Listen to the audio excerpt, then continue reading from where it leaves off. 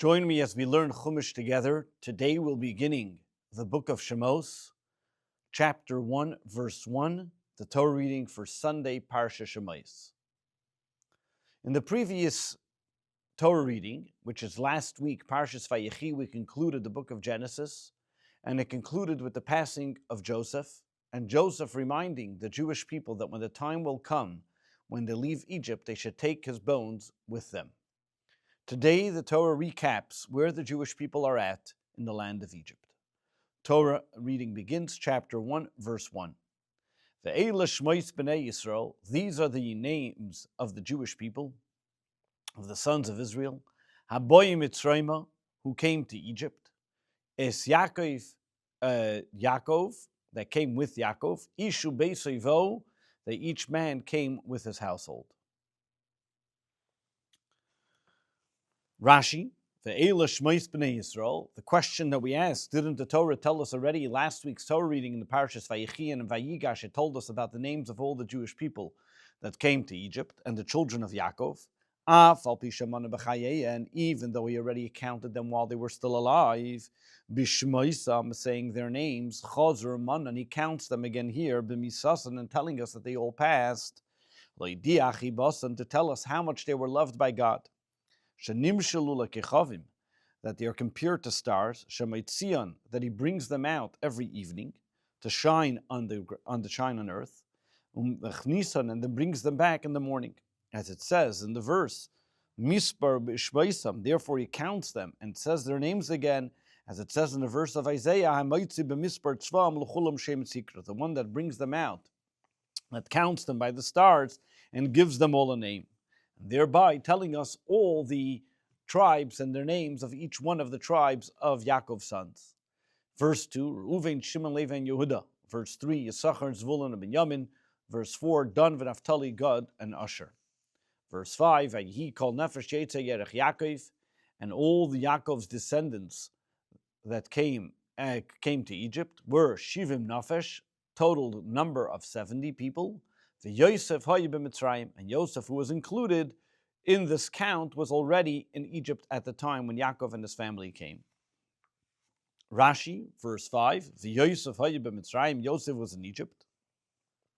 V'aloyu banav hayu b'chlal shivim, him and his children were part of the count of 70. So why then does the Torah say there were 70 and Yosef was in Egypt? So what's the verse telling us? Haven't we known over the past 4 Torah readings, we've learned that Yosef was in Egypt. Why does it have to repeat it and tell it us again?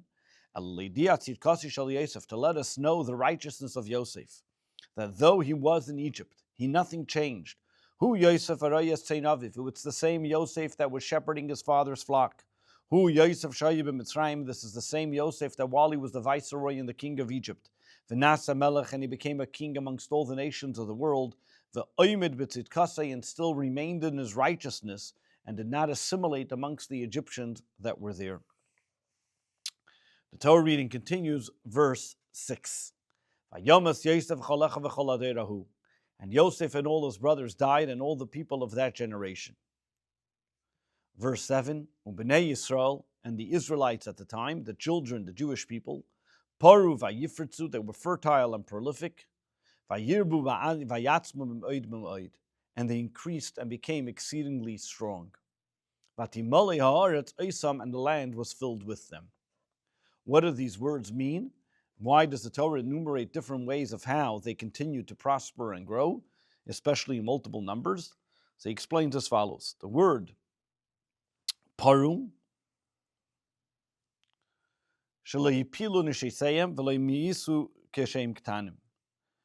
that their wives did not have any miscarriages and they did not die, the children did not die while they were young.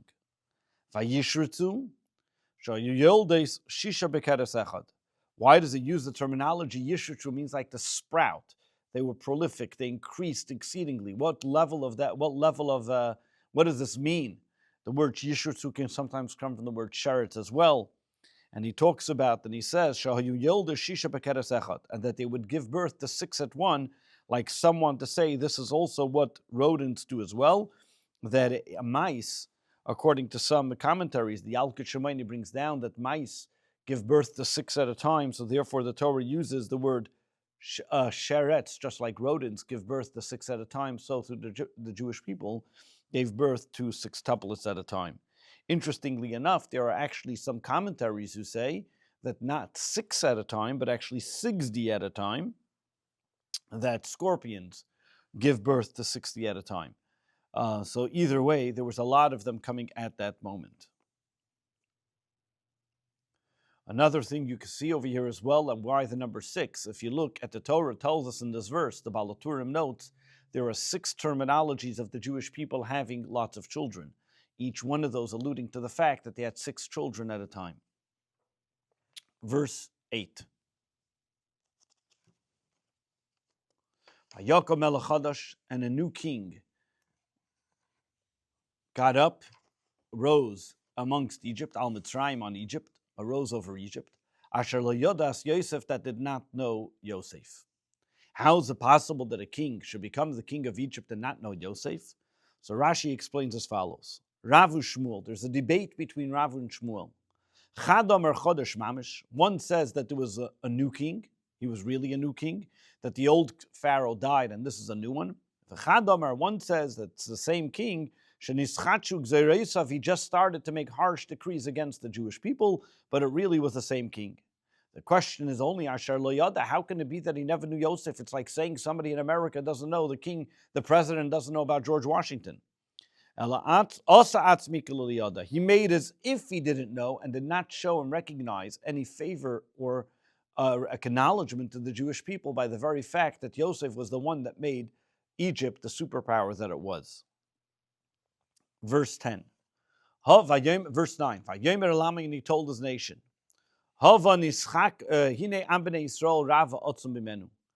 behold, look, the Jewish people, the Israelites, are becoming more numerous and stronger than us. Verse 10, let us cleverly deal with them. Let us cleverly deal with them. Lest they increase. And then there will, in the event of a war, and they will join our enemies, and fight us, and get us out of, and go up out of the land, and get us and go up out of the land. Rashi, what does this mean? Let us be clever.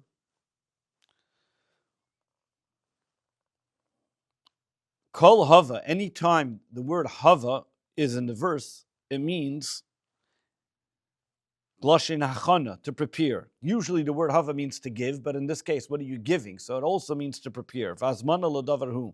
Let us get ready. Kaloimer hazminu atzmech lekach. We should be ready for such an event. Nischak maloi. If you look at the terminology here, if he's talking about the Jewish people, he should have said, let us be clever with him. Why does it say with them? Why does it say with him? Singular term. La'am, to the nation, as one.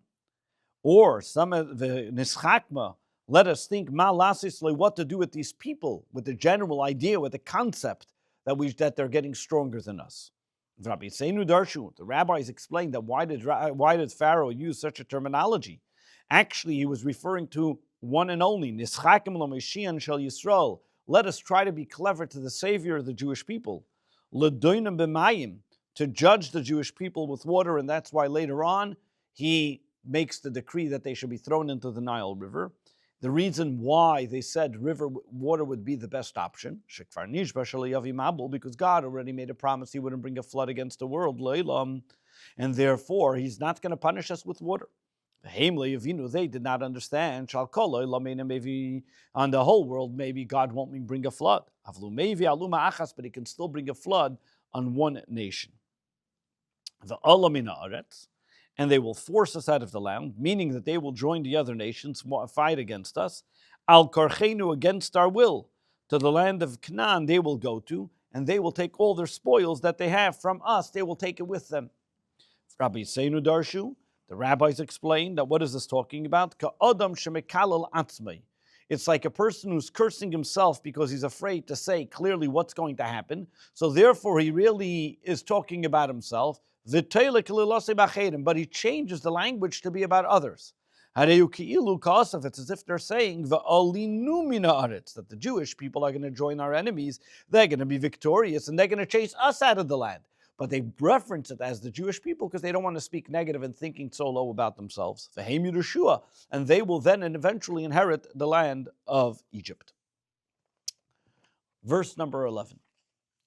So what did they do? To be able to try to get the Jewish people under their control, they appointed draft officers over them, in order to afflict them with chores.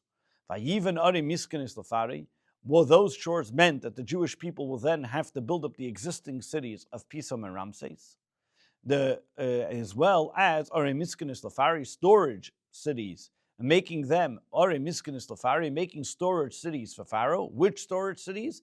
Yes, Pisam and Ramses, taking Pisam and Ramses and making them storage cities. Rashi, number 11. Alav, who were they appointing these draft soldiers over, draft officers? On the Jewish people. Alav, ala'am, on the people. Misim, the word misim lashem mas comes from a tax, meaning sarim shegayvim mas. There were officers that would collect from them a tax. Umau mas, and what was the tax that they collected? It was not necessarily a tax of money, but it was a labor force tax. Sheyivnu adi misknes lefari, they had to go and build these warehouses for Pharaoh. Lamana noisibis of leisam, in order to make them suffer under these chores of Egypt, Shel Mitzrayim, of Egypt. This way, when they would be so busy taking all these things, this would cause them to become subservient to Pharaoh. Ore miskenes, what is the word miskenes? Kedarkume, like the Targum says. V'chein, as we find it also, leich bayel aseichen, go to the person who's in charge of the warehouse. Gizber hamamun ala itzres, the treasurer who was in charge of the warehouses that were in the Holy Temple, was called a seichen. He was like the businessman, he was the dealer to make sure that the things that were there were needed. As Pisam and Ramses, go build the cities of Pisam and Ramses, because initially these cities were not befitting, they were not set up that they should be able to be warehouses. Vasom, the Jewish people then had to make it chazakes, strong, ubitzures, and fortified, la'oitzer, that they should be fitting, that they should be able to be warehouses. However, this did not work, because the more they oppressed the Jewish people, the more they increased and they spread. The Egyptians became frustrated over the Israelites, because the more they tried to be able to harm them, the more they continued to grow and prosper. Rashi, verse number 12. The more they were trying to weaken the Jewish people, God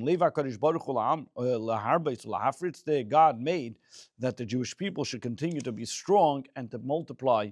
That's the way they multiplied. They continue to be strong, increase and spread.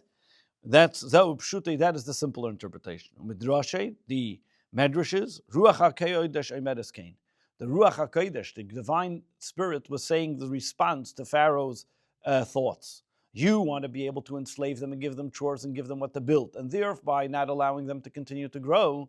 This is what you're talking about the Jewish people. They might continue to prosper and increase. Guess what? I say yes, they will continue to increase. They were disgusted by the life of the Israelites. The rabbis explain why this word kutzu comes from the word kaitim. They were like thorns beineim in the eyes of the Egyptians, that they weren't able to see anything good in the Jewish people. Verse 13.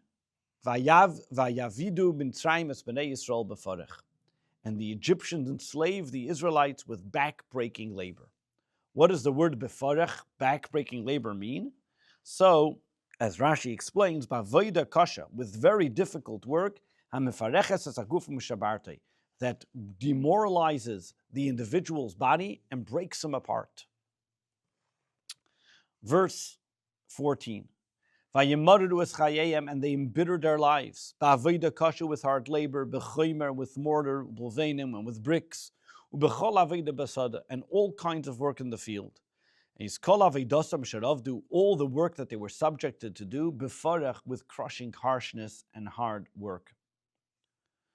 Over here, you see that they gave him to do the thing that one of the things that the exile of Egypt was about, that the Jews had to make bricks. The Rebbe explains why bricks out of all things, and we have to learn from this, especially from one exile to the next. In the actual building of the Holy Temple, there were two items that were allowed to be used, either stones or bricks. The difference between stones and bricks, stones are God-made, bricks are man-made. And over here we see something unique when it comes to the building of the Holy Temple, that God wanted the exile, that God wanted specifically bricks was the thing that they chose, that they made, because the purpose of exile is that while a person is in exile is to take the physical items and utilize them and make them into something holy. So too, while we're in our exile, we have to make bricks, taking the physical, the material, and transforming it into something of holiness. That's the way we bring about the ultimate redemption. Verse 15. And the king of Egypt said to the Jewish midwives, to the Hebrew midwives, Shifra, that one of them, their name was called Shifra, V'shem Hashem is Pua, and the second one was called Pua. Lamiyaldes, Rashi. These are women. What does it mean? Miyaldes, Hu Lashim Elides, comes from the terminology to give birth. Ella sheyesh like lashin kal v'yesh lashin kaved. There are different types of words in Hebrew, in the Hebrew grammar, that can help you easier understand, and sometimes they're closer to the interpretation or not. K'moi sheiveru mishaber, doiveru medaber, kach meilidu meyaled. Everyone, there's one that breaks, one that is broken, or breaking, speaking, spoken to, and so too in this case, giving birth, and the one that helps to give birth as well. Who were these two people? Shifra zu Yocheved, that was Yocheved. Why was she called Shifra? Al Shem Shemeshaperes Asavla, that she would clean the child, the baby, when the baby was right away born, she would clean the child, make the child beautiful. Pua zu Miriam, Pua happens to be Miriam, which was the daughter of Yocheved, the sister of Moshe. Al Shem Shapua Medaberes Vahoigel Avlad, that she would make and sounds with her mouth and calm down the baby while it was crying. The way it's usually done, that women try to calm the baby down while the baby's crying, making these funny sounds, and that's why she was called Pua. Another interpretation of why she was called Pua comes from the word Lashin Sa'aka, to scream. Like it says in Isaiah, that when the person's born, they make a great noise. What did Pharaoh want from them? So verse 16, Vayomer, and he said, when you deliver Hebrew women, or the Isam and Alav Naim, and you look at the birth stool, in Beinu, if it's a boy, Vahamite, and you will kill him. In Basi, but if it's a girl, if it's a daughter, Vachaya, and you will let her live. Rashi, verse 16, when you will be there to assist them to give birth. Alav Noyim, what are these of Noyim? Moshe, it was a special seat, Ha'isha Yeledas, that the woman that would give birth would sit on. Another place, Mashber, also the seat that a woman giving birth or while in labor will be sitting on it. Kamoyu, so too we have a place that they would do their work on these stones. The place where a person sits to do his work. In Beinu, why, if it's a boy, will you kill them? Why was Pharaoh so concerned about the male boys? So Rashi explains what happened here. Pharaoh was only concerned about the males. Because the stargazers told him, because since there's going to be born a boy to the Jewish people who's going to save them from your wrath, from the difficulties of Egypt. So therefore Pharaoh did not know who the boy was. His first step was, any boy being born should be killed. V'chaya, v'tichya. It's the female connotation of letting them live. Verse 17, however, the midwives feared God and did not follow the instructions that Pharaoh gave them. The king of Egypt said, and they helped the boys live. Doesn't say that they just didn't kill them. They would actually give them food and water to help their boys live, not following Pharaoh's decree. Rashi then explains, why does he use the terminology vatechayena? So Targum gives the explanation, Arisha and vikayoma, and they let them live. What does this mean?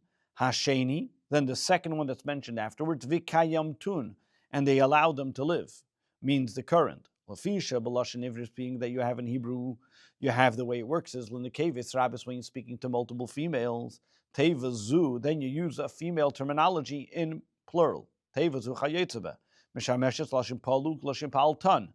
You can use it sometimes that they've done and sometimes of what they're going to accomplish. Meaning, every word that has in the beginning a vav, a tav, or at the end a nun and a hey, it can either be that you don't see what's happening, that they did X, Y, or it can also mean currently that they're doing whatever it may be. Kigoin, for example, we have it later on. Vatemarna ish mitzriya Egyptian told us. And also you have Lashon Avar, which is that you see what they said. Kamay vayoimru, they said, l'scharim to males. Vatadaberna beficha, and I spoke to them into their mouth.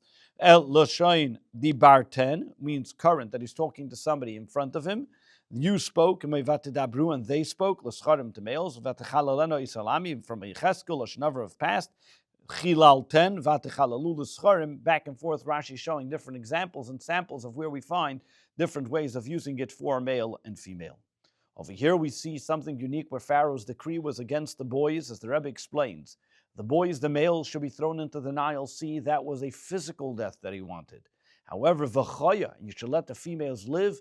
That was a spiritual death that they wanted. They should be assimilated within the Egyptian society. Pharaoh was looking on a dual exile and punishment against the Jewish people. Number one, to hurt them physically, as well to hurt them spiritually. However, Shifra and Puah, Yocheved and Miriam, stood up against Pharaoh's decree. Not only did they help the Jewish boys that they should survive and live, but they gave them the ability to continue to live on. Good, that was the way, and that was the ability, as the Torah tells us, in the merit of the righteous women we were redeemed from exile, that they stood up against Pharaoh. This concludes the first Torah reading for Sunday, Parsha Shemos.